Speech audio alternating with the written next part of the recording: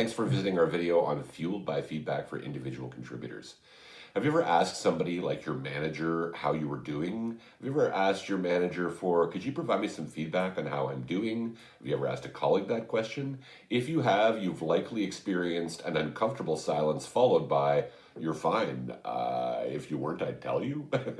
One of the hardest things about trying to become more self-aware of how you're perceived at work is understanding how other people are perceiving your work. And when you ask people that question, what you're going to find is that they struggle with how to answer it. What this program does is it helps you to be able to understand how you're perceived by others and then what you can do with that information.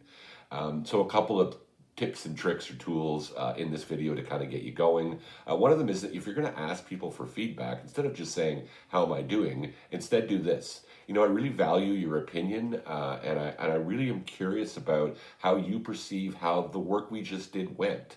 And really what I'm looking for is some feedback about how I did from an organization perspective. It's something that I'm working on, and I'm wondering if you could tell me what you thought about that part of my work in terms of what you appreciated, maybe in some suggestions about how I might do it differently.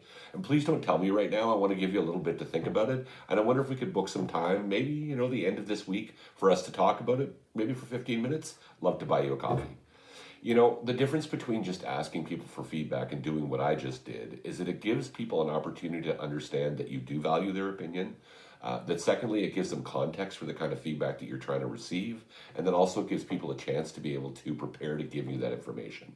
Now, here's the thing. If you open that door and somebody walks through it and you respond with defensiveness, are they ever going to give you feedback again? No. So one of the other things we work on our program is how to replace defensiveness with curiosity when it comes to feedback. This is just one of many tools that are part of the feedback program.